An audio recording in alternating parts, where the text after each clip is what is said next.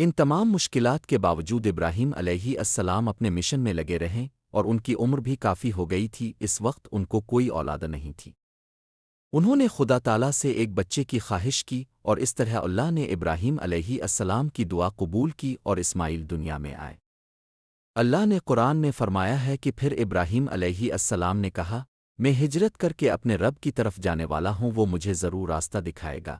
وہ ملک شام کی طرف ہجرت فرما گئے، پھر ارض مقدس میں پہنچ کر دعا کی، اے میرے رب، صالحین میں سے مجھے ایک فرزند عطا فرما۔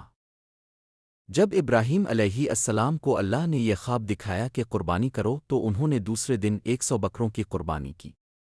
اس کے بعد پھر یہی خواب دوبارہ دیکھا تو انہوں نے اس بار 100 اونٹوں کی قربانی دی۔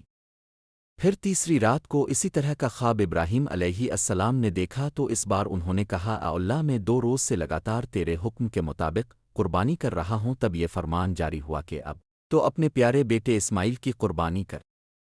قرآن کریم میں اللہ نے فرمایا کہ پس ہم نے انہیں بڑے بردبار بیٹے اسماعیل علیہ السلام ان کے ساتھ دوڑ کر چل سکنے کی عمر کو پہنچ گیا تو ابراہیم علیہ السلام نے فرمایا، اے میرے بیٹے، میں خواب میں دیکھتا ہوں کہ میں تجھے ذبح کر رہا ہوں، سو غور کرو کہ تمہاری کیا رائے ہے۔ اسماعیل علیہ السلام نے کہا، ابا جان، وہ کام فوراً کر ڈالیے جس کا آپ کو حکم دیا جا رہا ہے۔ اگر اللہ نے چاہا تو اب مجھے صبر کرنے والوں میں سے پائیں گے۔ اس وقت اسماعیل 13 یا 14 سال کے تھے۔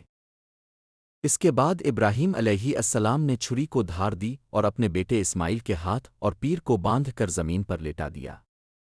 تاہم جب ابراہیم علیہ السلام بیٹے کے گردن پر چھری رکھنے والے تھے تو آواز آتی ہے کہ ٹھہر جا۔ ابراہیم نے یہ دیکھنا چاہتا تھا اور یہ دنیا کو یہ دکھانا چاہتا تھا کہ تو مجھ سے کتنا محبت کرتا ہے اور میرے واسطے تو کسی قسم کی قربانی کرنے کو تیار ہے۔ اس کے بعد ابراہیم علیہ السلام نے اسماعیل کو زمین سے اٹھا کر بوسا دیا۔ اسماعیل نے بھی اللہ کی یہ آواز سنی تھی کہ اے ابراہیم، تم نے اپنے خواب پورے کیے۔ اس بات کا بھی ذکر آیا ہے کہ شیطان نے اسماعیل اور ان کی والدہ ہاجرہ کو کافی بہکانے کی کوشش کی اور اسی واسطے آج بھی لوگ حج کے دوران اس جگہ پر پتھر مارتے ہیں۔ اس کے بعد ابراہیم علیہ السلام اور اسماعیل علیہ السلام نے کعبہ کی تعمیر شروع کی۔ قرآن کریم میں اللہ فرماتا ہے کہ اور یاد کرو جب ابراہیم اور اسماعیل علیہ السلام خانہ کعبہ کی بنیادیں اٹھا رہے تھے تو دونوں دعا کر رہے تھے، اے ہمارے رب، تو ہم سے باخدمت قبول فرما لے، بے شک تو خوب سننے والا خوب جانے والا ہے۔ اے ہمارے رب، ہم دونوں کو اپنے حکم کے سامنے جھکنے والا بنا اور ہماری اولاد سے بھی ایک امت کو خاص اپنا تابع فرمان بنا اور ہمیں ہماری عبادت اور حج کے قواعد بتا دے اور ہم پر رحمت و مغفرت کی نظر فرما، بے شک تو ہی بہت توبہ قبول فرمانے والا مہربان ہے۔ اس ہر دل عزیز قربانی سے ہمیں 4 سبق حاصل ہوئی ہیں۔ پہلا، اختلاف نظر ہے۔ یہ درست ہے کہ ہر انسان زبان، ثقافت اور نسل کے اعتبار سے ایک دوسرے سے جدا گانا ہے، لیکن یہ سارے آدم اور حوا کے بچے ہیں، اسی وجہ سے ہم سارے برابر ہیں۔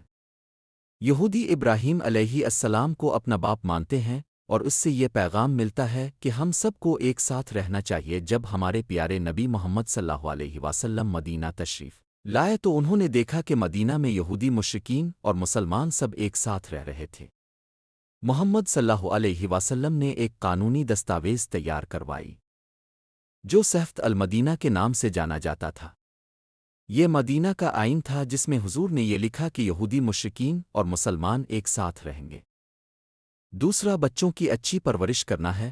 جب ابراہیم علیہ السلام نے اسماعیل سے پوچھا، اے اسماعیل، میرے اس خواب کے بارے میں تیری کیا رائے ہے؟